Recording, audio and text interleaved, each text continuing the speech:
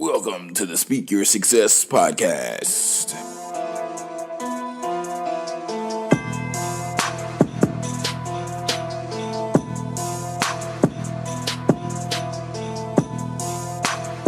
What's going on, successors, and welcome to the Speak Your Success podcast. Oh my goodness!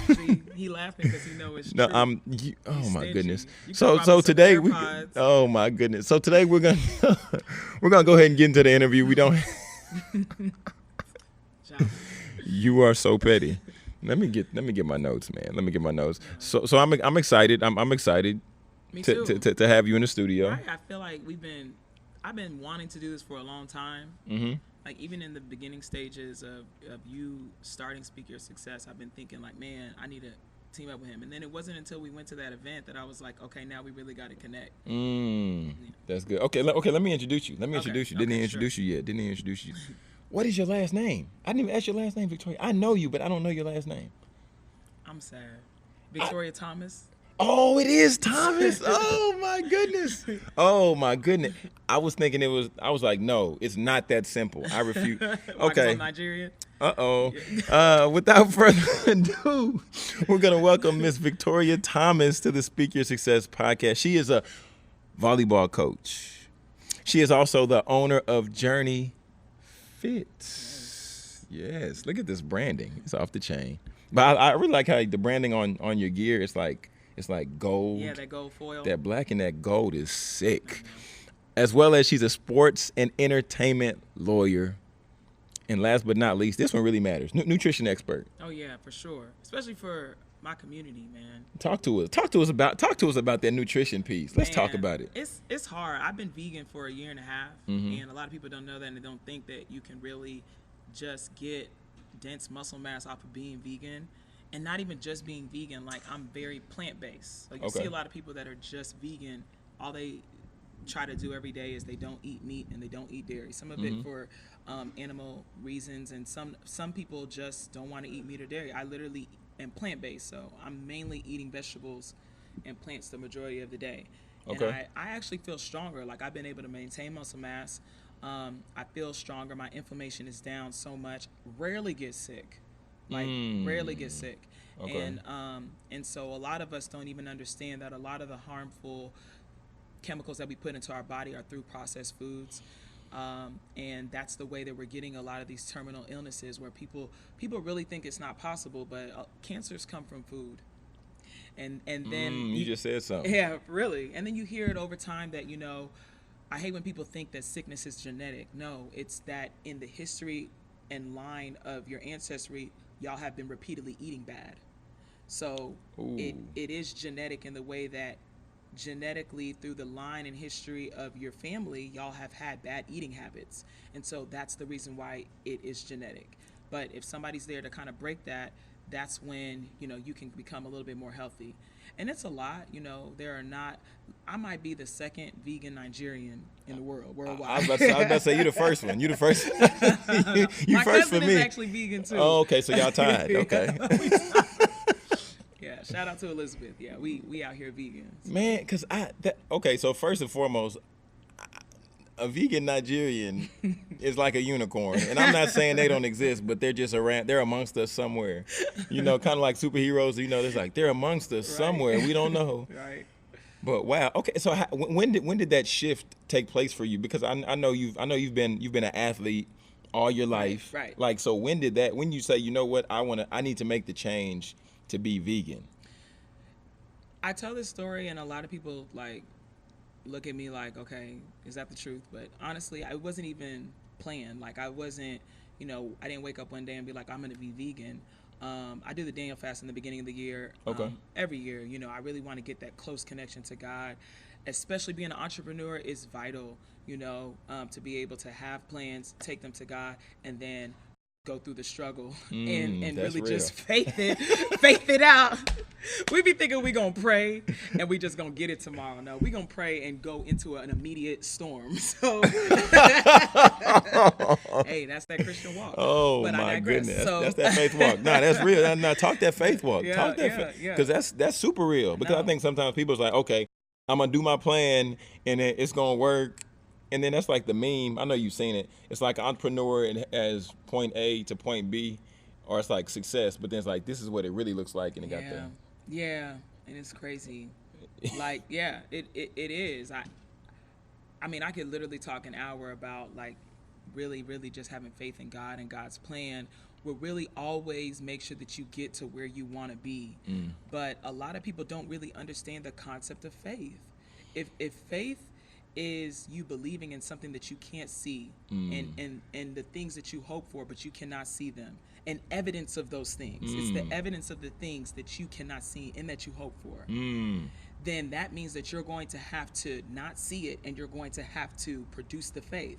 Like, we forget that in order to just be able to please God, we have to have faith.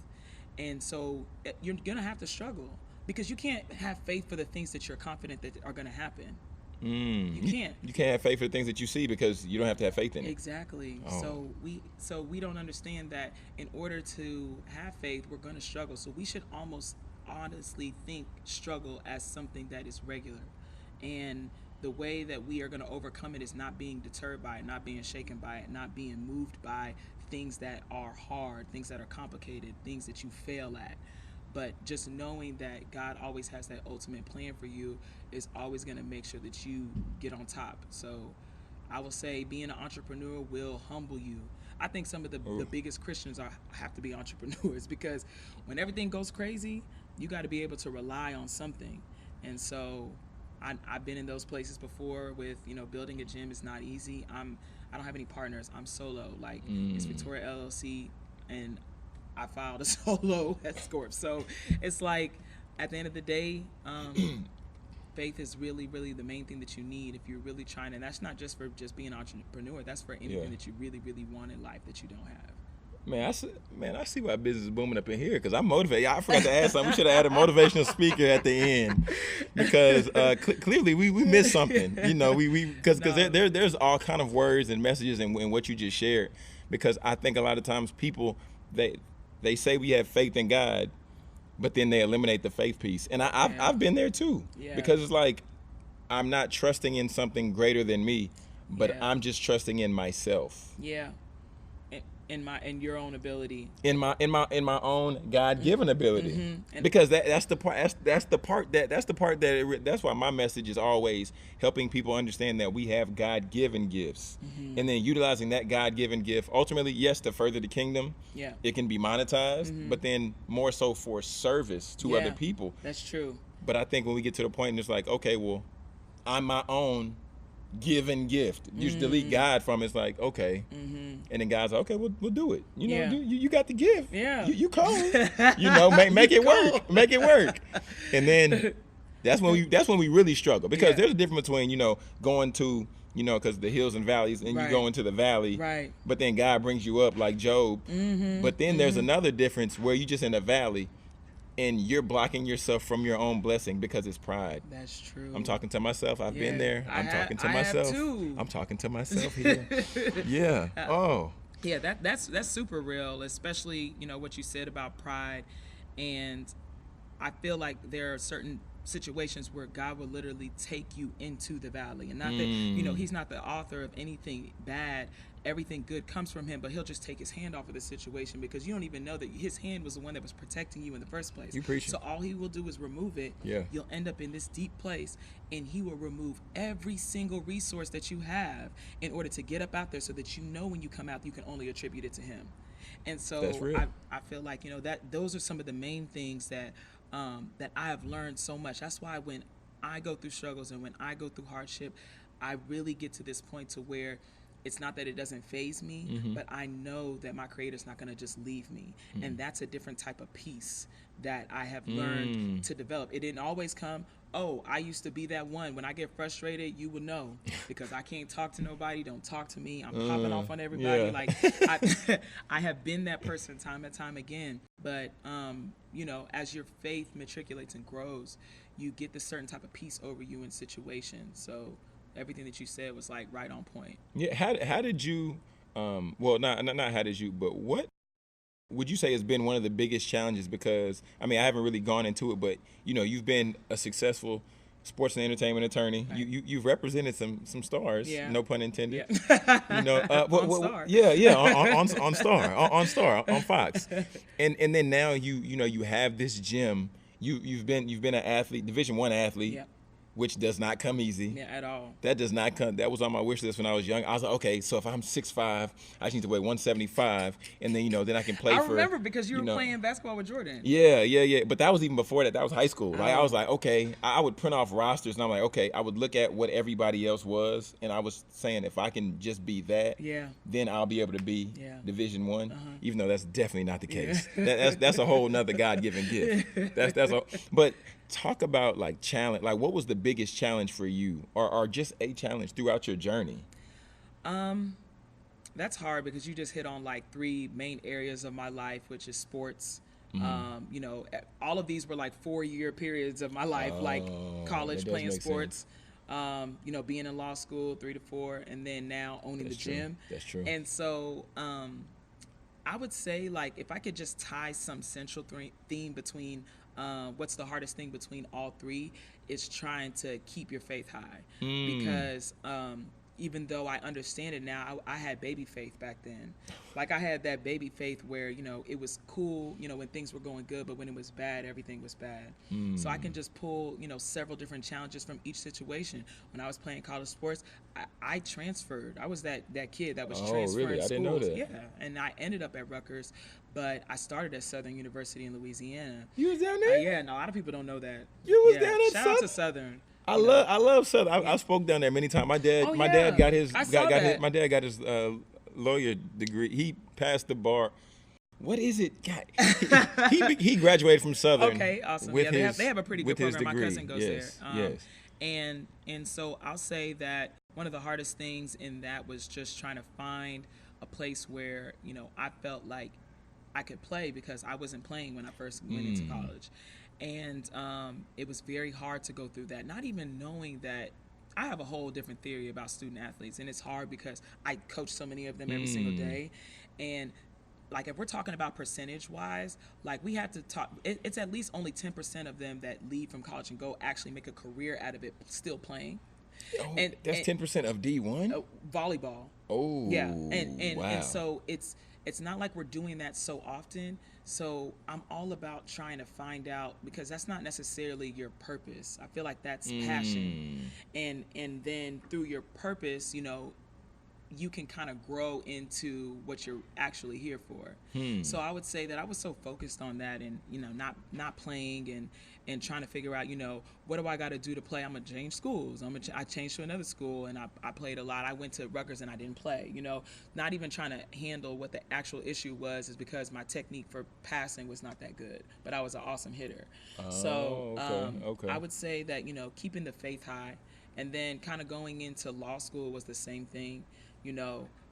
Keeping the faith high, because law school was hard. Like, it was super hard, and I just felt like what I wanted to do wasn't what everybody else wanted to do, and trying to keep my faith high through a lot of disappointments and a lot of struggles. And with the gym, like, 100%. Like, I've been in here in some months where I've literally, the first 3 months of me being in this gym, I thought I was going to close it down. Oh, no. What?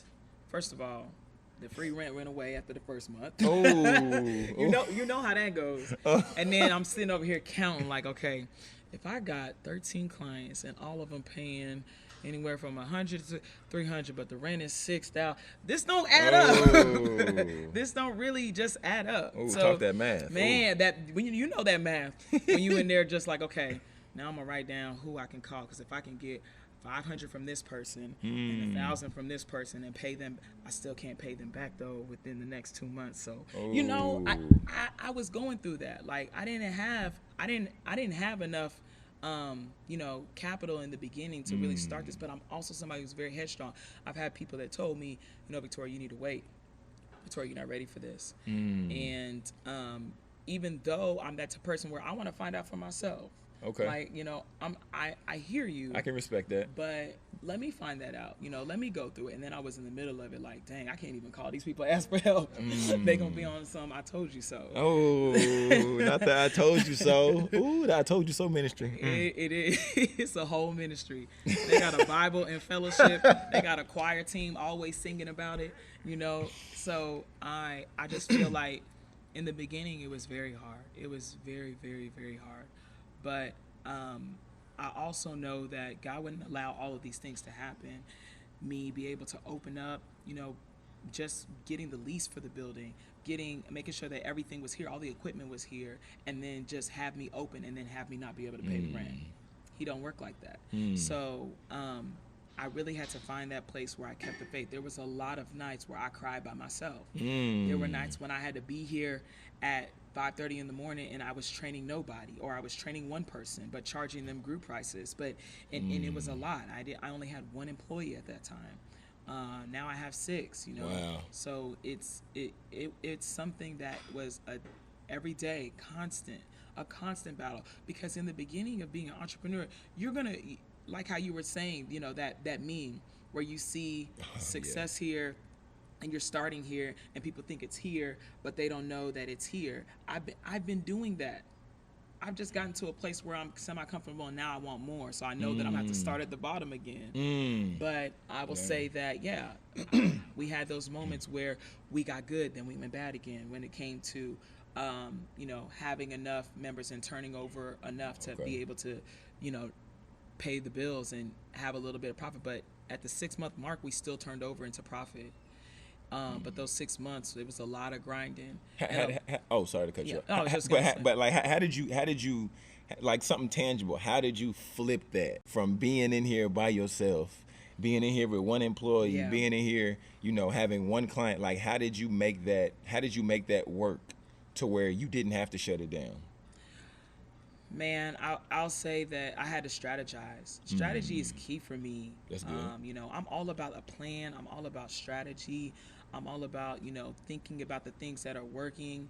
I even went and got a business advisor. You know, I'm not that prideful person. I'm smart. I know I'm smart, but, you know, I know that there are people that have been doing this for a long time that can aid and help me. So I wasn't afraid to reach out to them. But then there's also a lot of people who think that they know everything about what you're doing, and that's not necessarily true. So you have to be very mindful about the people that you reach out to help for. Everybody cannot help you. Wow. You know, a lot of praying, a lot of strategy. Praying and strategy. I would say that those were the 2 main things that kind of helped me to go from where I was to barely being able to cover the rent to being, you know, over 200% in profit right now.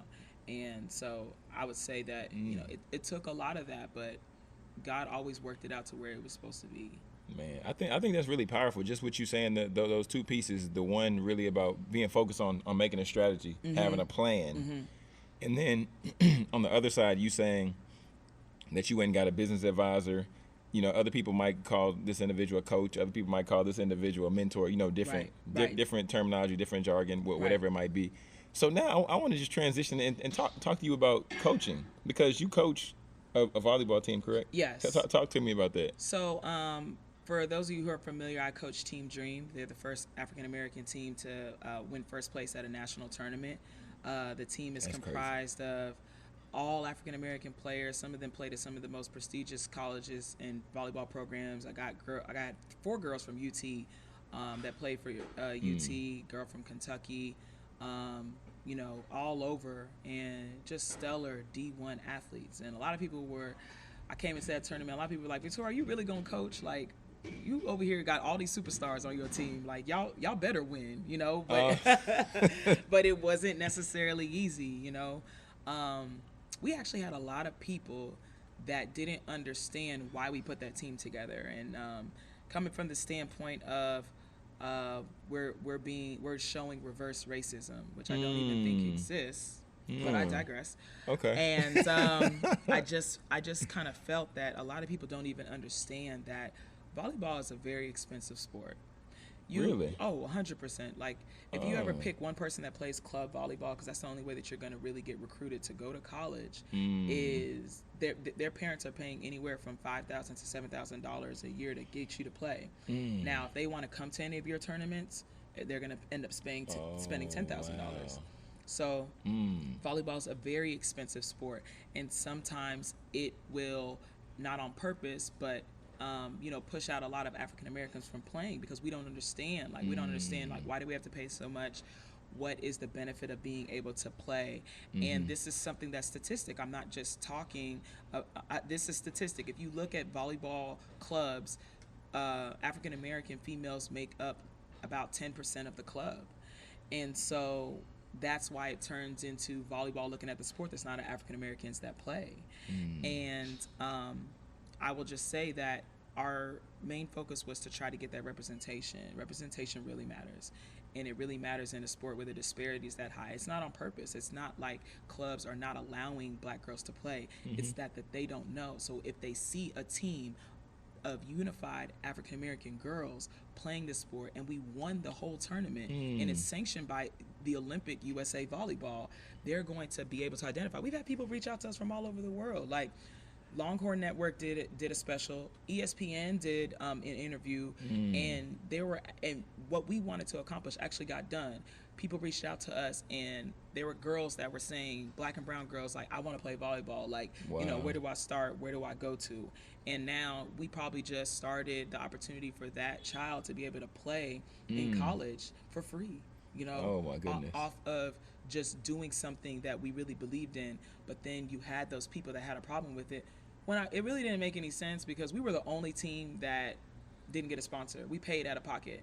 Wow. And not only did all those other teams in that pro tournament have a sponsor, but they also got paid to be in the tournament by their sponsors. We were literally the only team that wasn't. So it's like, how can you knock us for doing something where we paid for it? And not only that, but we were able to kind of encourage other people to play the sport.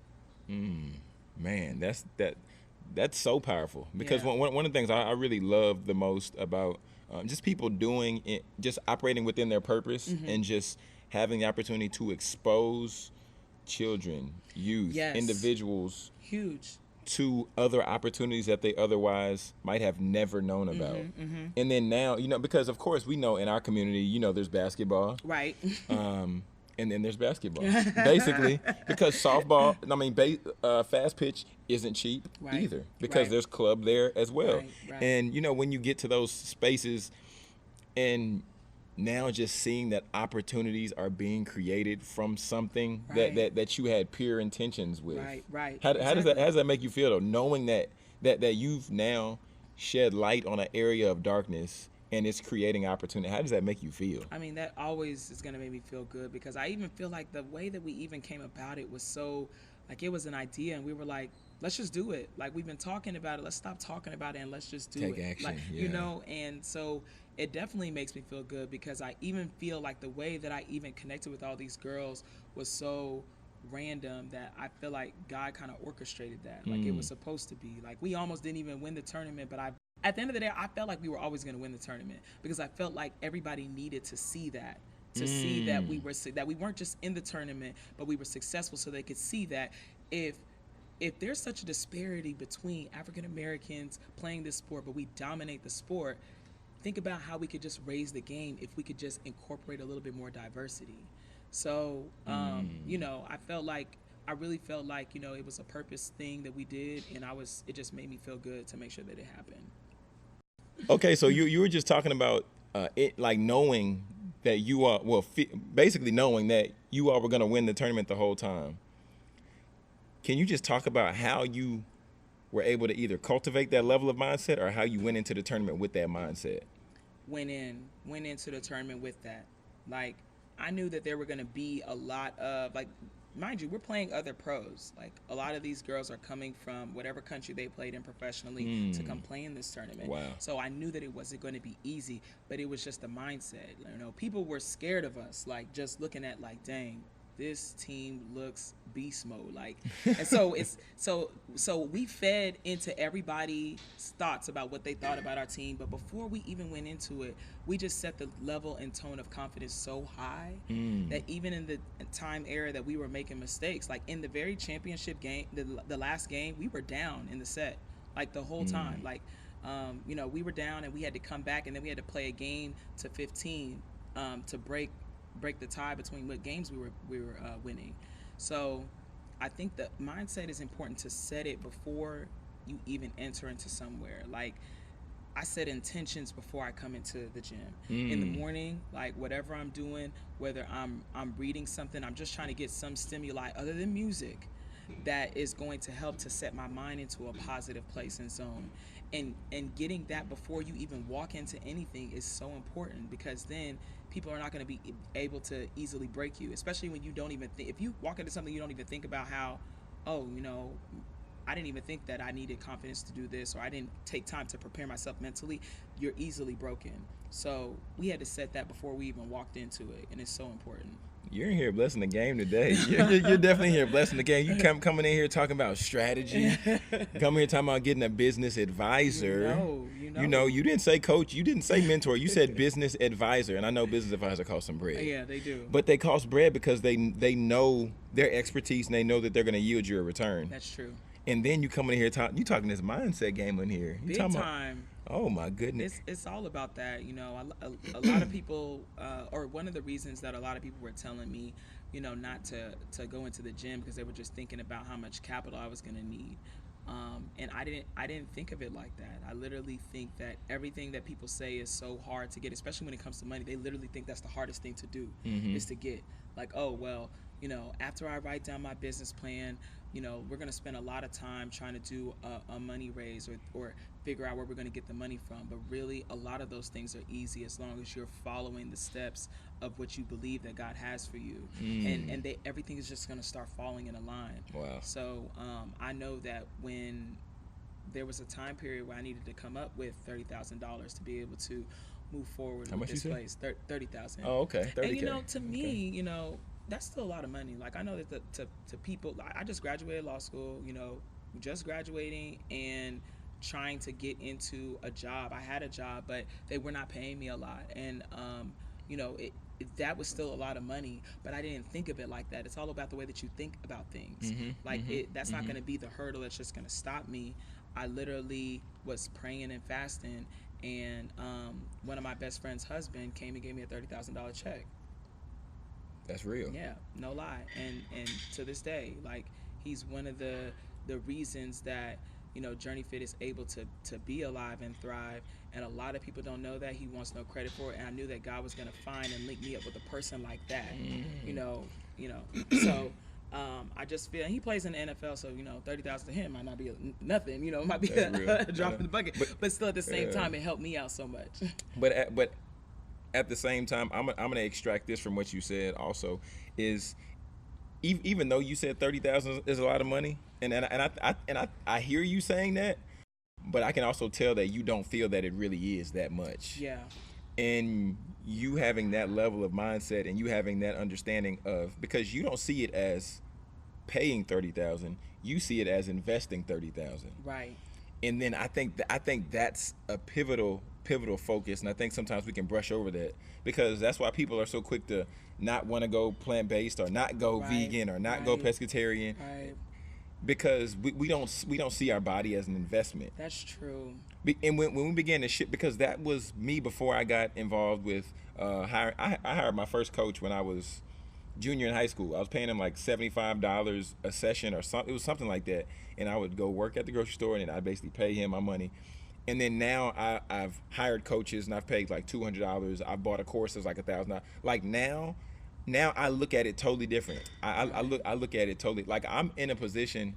I'm not in a position, but I desire to be in a position to where I can pay to go on like a mastermind retreat or something like that, to where I'm putting down $100,000. Like putting down $100,000 to sit in a room with some other like-minded people who also put down $100,000, Right. and then we're having a different level of conversation, Right. because that individual who put down that money, he's not out here talking about Game of Thrones.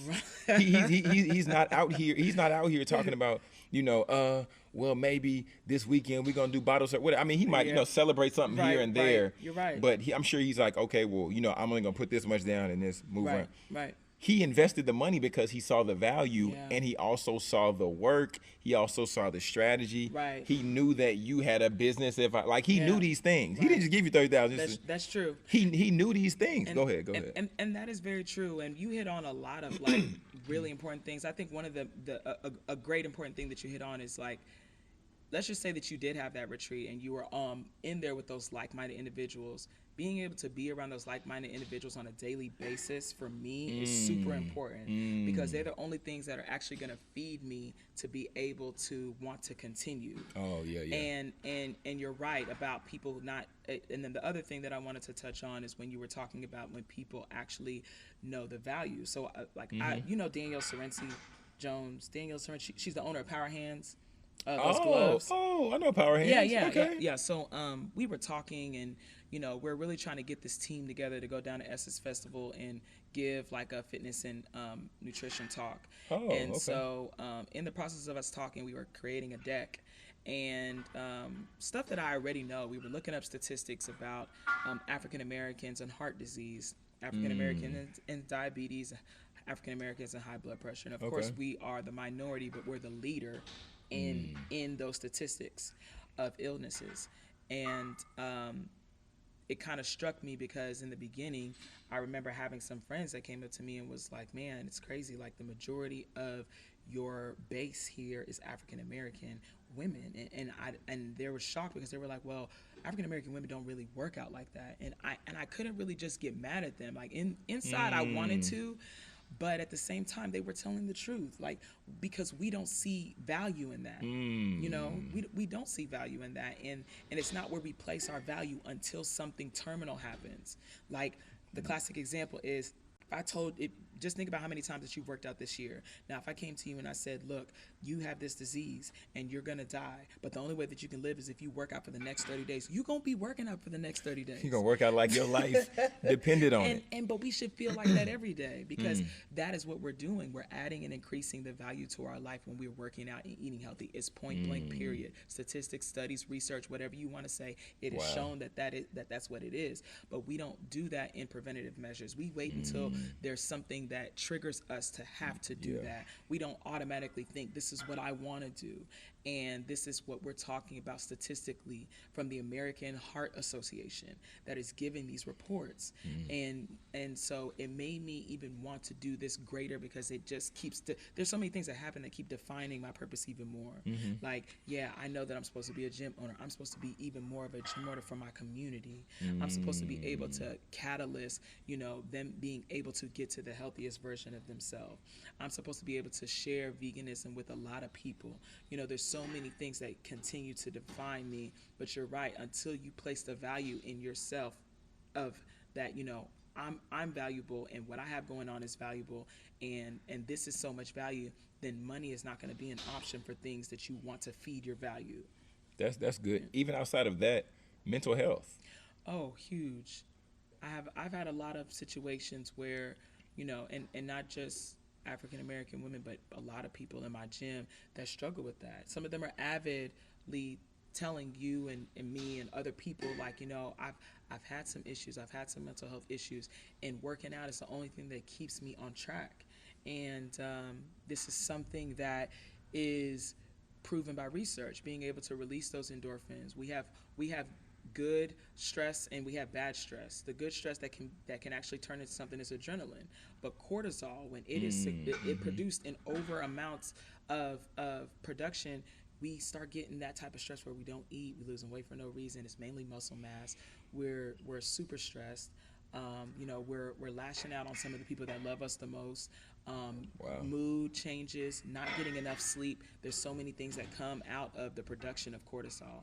And so it is huge. Mental health is huge for me, and being able to teach people that you can stop a lot and just regulate that just by working out and eating right. And I'm talking about, I've researched enough food to know that sometimes it's the food that changes the mood, like seriously. And That's crazy. keeping the sugar down. I didn't know that. The sugar consumption is always going to be one of the main things that's going to make that mood go off, because we have dopamine center, our reward and pleasure center.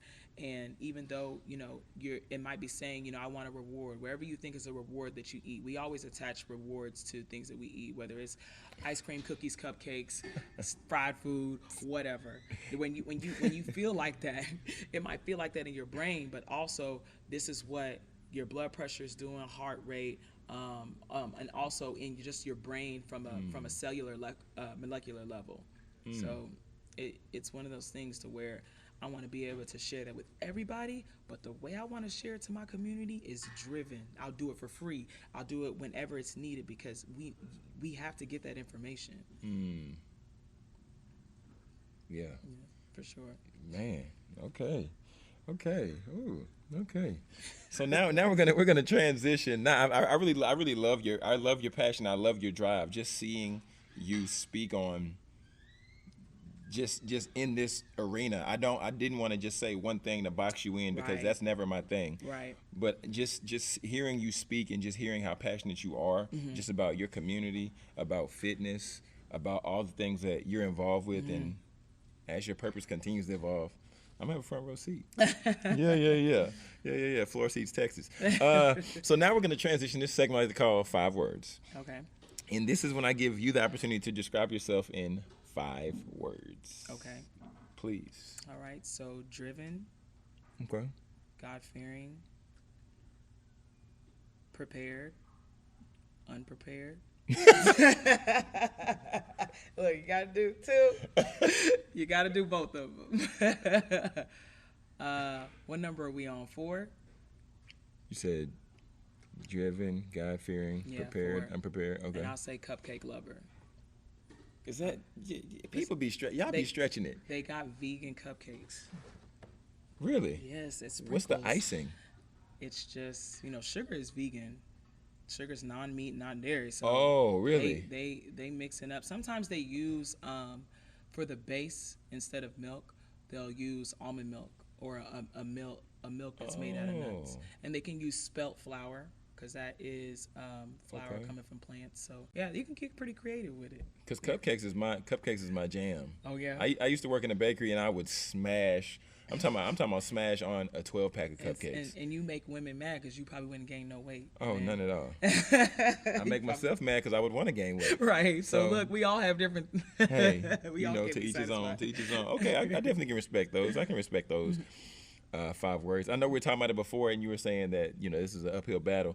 But the winner circle of the week, if there was somebody or a few somebodies that you would want to just recognize and say, you're out here working, you're out here grinding, if it's entrepreneurship or whatever that might look like for anybody, who would that person or persons be? I think for sure I'm going to have to give this to Lil D from 97.9 The Beat. You ever heard her? She's on from 10 to 3 on 97.9 The Beat. Okay. You probably don't know her, but you've heard her voice on 97.9. Okay. Yeah, she is somebody who I literally met. She came into my gym and wanted to work out. And then as I'm kind of looking at everything she does, I'm like, man, she's doing a lot of stuff. She comes up with a lot of creative content, and she probably not given, her just due. Okay. But a lot of people probably don't know that she's behind a lot of it. And so she might not be getting everything that, all the claim and that to all of these things that she's creating, but she works super hard. I done seen her put together a whole program where she is allowing kids or high school students in the area, submit a form to her talking about what they want to be when they grow up, and then she'll find somebody who's that and link them up together. Oh, wow. And that's amazing, especially in high school. Exactly. Then she does a 21 Days of Christmas program where she's out mentoring kids and making sure that their, underprivileged kids are getting Christmas presents and feeling love. Like, she probably got about 9 programs that are like solid programs. And she's one of those people that if you call her, she's ready to work. Oh, dang. And so, I feel like they could give her, just a little bit a little bit more recognition. You know, she might be the only jock that doesn't have like her own portfolio, and see, you didn't even know about her. I didn't. I'm gonna go look her up now. I No. might reach out to her. Yo, I'm telling you, get her on. I might reach out to her. She works hard, man. She's a hard-working individual, and I like people who work hard and don't complain, because Say that. Say that. it's one thing to From a true coach. to know to have somebody who works hard, but it's some people who work hard and you know how they work hard because they always talk about Oh my God! themselves Oh and man, what I'm they about to do. go into this work. I got to go into the other job. Hey, why you always complain? Why you don't get a job? Nah, I'm good. I just don't. What? Exactly. She's not that. She's the opposite of that. So, Little D on air, LILD on air, and she is phenomenal. You got to look. If you even just scroll through her Instagram feed, you're gonna see so many things that she does for the community. It's crazy. I'm gonna follow her today. Yeah, for sure. I'm gonna follow her today. Okay. Lil D on air. Yeah. I've heard that. I feel like I've heard that before. Yeah. She's on the. She has a really good radio personality voice. So Okay. if you ever listen to the radio, you've probably heard her before. Dope. Sounds good. So now we're gonna transition to the this or that segment. Okay. And this is when I'm just gonna hit you with some rapid fire questions. And I didn't know you were vegan before, so some of these questions might not necessarily apply. Lord. So I get an NA. I switched up. Do I or None of the above. Oh my goodness. Okay. Now you got to think about. Are you ready? No, I have some questions. Okay, I have some questions. okay, I'm prepared, attorney. Okay. Attorney Thomas, I'm prepared. Yeah. Nah, we're prepared. Okay. Yeah. Fufu or stew? Vegan broccoli stew. Listen, they really do make, vegan stew. You could have said stew then. No, but it can't just be regular stew. But then Come on, man. you allow. I mean, I got you. Okay, I got you. You know, I heard this joke. Don't get offended, Victoria. And any vegans who listen, don't get offended either. Do not be offended. I'm not But easily offended. So go somebody said, you want to know how to find out if somebody is a vegan? ahead. You don't have to ask them. They'll just tell you. Because we trying to change y'all life. Nah. Keep eating that meat. Keep eating that meat. I'm just saying. I'd rather y'all say, "Oh, wow, that's so true." But I like me and you were talking, and then it came up. That's You didn't true. just say, but that "I'm a is vegan," true. but I like it is everywhere. It's on my Instagram. Like, you gotta let people know. I mean, but that makes sense though, with you being here, and Right, because holistically, it just makes sense. That's true. It makes sense. Okay. Curls or press? Press. Okay. Winter or fall? Fall. I can't do the cold. Beaches or mountains? Beaches. What? Williams or KFC? Vegan stew.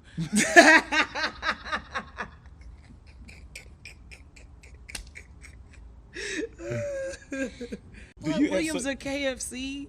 I put that in there to be funny. I put it in there to be I was funny. about I really to say, did, because that's not one of the. That's you never put one of the two questions. losers. No, that's never one of the questions. That's so fun. Oh wow! What if they said we want to sponsor you? What if they say we want to sponsor your gym? Williams or KFC? Yeah. What if they said it? I would take the money and not let them do nothing. I wouldn't put my name on that. I would take the money though. Oh goodness. Okay, so now just let the people know how they can find out more information on Journey Fit. Hey, so I like that commercial. Do that again. Journey Fit. Hey, do it again now. Journey Fit. Hey, do it again. If y'all are not watching this on YouTube, you have to just go on YouTube, because we are in here cutting up. We are in Journey Fit today, and first of all, this is my first time being in this fitness boutique. It's Yeah. not a gym; it's a Yeah. fitness boutique, Yeah. and it is beautiful in here. Like, I mean, you almost wouldn't think that people don't work out in here, but you see this equipment and you know people take this equipment serious. Yeah, they go. I mean, I've seen the videos on your Instagram. What's the Instagram? Oh, Instagram handle is JourneyFit365. So that's everything: Twitter, Facebook, YouTube. Oh, y'all on Instagram. YouTube too? Yeah. Okay, so Journey We about to drop 365. some fire. We got this really good series that we put together. I gotta Journey share it with you. 365. It's really cool, and it just kind of showcases a lot of the things that we do. And one thing that I love is it makes us very human. Like, a lot of people think that it's just crazy athletes in here. They don't know that it's like That's real. people that's 285 pounds doing the same workout that somebody who's 12 years old is doing. Like, Wow. the spectrum and the diversity is actually crazy if we're talking about just like that. any type of demographic. So Yeah, I can't wait for y'all to see it because it literally takes the struggle of 3 people and it follows them in their transition. I'm gonna check that out on YouTube. I'm gonna check it because I mean I saw you had I saw you working out with Dwight. Dwight Gentry. That man is crazy. That man is beyond crazy. Because I went to Richland. Like I was the trainer when he was on the team. Oh, okay. At Richland, and then he left, and then I ended up being on the team. And Yeah. I knew Dwight before work like a walk on. Oh yeah. Yeah. He's had me crying and laughing on it. I was on his. He is a fool. He is very much so. He came in here too and brought his videographer and everything, and so we did a little segment, but. He's somebody who really got that faith piece locked down because he keep the mindset the same. Man, I might need to get him. Yeah, no, if he's in the country, I know he's been. He's not. Yeah, I know I'm he's gone overseas if you get him, and like be prepared to be different things. Laughing the whole time. Yeah, like, he's off the chain. Okay, but yeah, let people. So you told him Journey 365. Yep. And any other information you want to share? You guys can head to the website www.journeyfit.net. We have classes. We in the middle of a big expansion project, so you never know when we coming closer to you. But right now, we have our flagship in Richardson, and that's where you can find us, very close to the intersection of George Bush and Renner. Dope. Love it. Now, I want to go ahead and give you the opportunity to just leave the people with your final thought. Okay. Just to close it out. My final thought is big faith. Big faith. And you got to have big faith because you're always going to have big circumstances. So it's not just enough to have faith. I think that faith of a mustard seed was, for people who have never even had faith. But when you have had an experience where you've showcased your faith, it's time to make that mustard seed something bigger, and you have to have big faith. So anything that you want, and this spectrum could be so wide. It doesn't have to be entrepreneurship, but everybody wants something. We were made like that, and I think that the reason that we need something is because we're gonna have to use faith to get it. So you gotta have big faith. Man, there it is, big faith. Big I faith. love that. Man, you dropped a lot today. You dropped a lot. I'm trying to be like you. Oh, I seen you at Baylor. Well, we was out there. We was out A there. TEDx speaker. Yeah. We about to go ahead and get out of here before you start getting too petty in here. But I also want to just thank you on. I want to thank you on air because so just like you say, you getting ready to roll out some great things, and y'all have the flagship here, which is beautiful. Yeah. It really looks good in here. It does. Like I can see the boutique piece. Not even boutique. I just can appreciate how y'all have some of the some of these photos over here. Yeah, we got a little bit. We trying to make but it it's still like it don't look just dingy. Yeah. Like the photos look cool over here, and then just everything else. We try to make it look man, nice this in is here. cool. Oh, but yeah, like I was saying, I want to definitely shout you out because we've started a campaign called Passing On Process, Right. And the goal is to get process into the hands of 5,000 youth because I partner with Texas Juvenile Justice. Oh, awesome! I did see that. I saw that. Yeah, so just mentoring these young men, and I want to thank you for sponsoring 2 young men. Oh, of course. So you sponsored 2 young men, and if anybody else would like to sponsor and help, pass on process, because the goal is to get the book into the hand of 5,000 youth. That's the current goal, and 5,000 seems small to me. Where y'all at right now? Right now, I need to check the numbers. I need to tally up the numbers. I really Okay. do need to crunch the numbers. But it was really something that I said this needs to come back because I was selling the books before, and I was just donating them, just donating here and there. But running a business, I can't just afford just to donate books. Yeah. But now we're probably at, because I was totaling it up earlier because I just really started rerunning the program. Okay. Since. I probably reached out to you about like a couple weeks ago. Okay. So now we're probably at 25-ish. Okay. But this is like a couple weeks in. I really want to see you get to your number. This is like a couple weeks in. I mean, you're doing a good job by reaching out to all your friends and hitting them with do you want to donate a book to a child? And you just, when you're at the store and they be like, do you want to donate $1 to St. Jude? And you're like, well. Do you want to help prevent world hunger? It's like, no, I don't. But how much does it cost? Exactly. So it's. But this is something remarkable, especially because I know the impact that people can have off of somebody who can mentor you, that has that positive and knowledgeable and wisdom mindset. So, I'll definitely help to kind of push it. Yeah. I definitely appreciate that because first and foremost, it was. Well, what was I gonna say? I mean, because I've worked with a lot of the young men, But then I also met a gentleman before, and he told me he's never seen an African American author before. Oh, wow. It was a Hispanic young man. He told me he wants to be the president of the United States. That's and I was awesome. like, I think you definitely can do it. There's an opportunity, you know. But it's just like you're talking about. You have to have a good strategy. Yeah. Have to be surrounded with a solid circle. Yes. Got to have that big faith. You got to have that. Got big to have faith. that big faith. So yeah, man, we're gonna get out of here. I'm gonna have all of Victoria's information down in the show notes, or should I say Pastor Victoria? I'm gonna have all of her information down in the show notes. That word you was bringing, and be sure to connect with her. Be sure to reach out, send her a DM, screenshot the episode, tag Journey Fit, say, hey, we heard your interview. Yeah. I'm motivated, and now I want to work out. Yeah, that's what I'm talking about. I want to work out. So yeah, we're gonna go ahead and get out of here. I'm with Coach Victoria Thomas, Yes. sports and entertainment attorney, nutrition expert. The list goes on and on.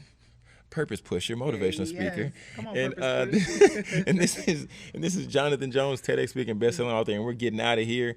And I just want to remind you to speak your success, believe in your greatness, and continue to create the life and business of your dreams. Awesome. Why would you want to live any other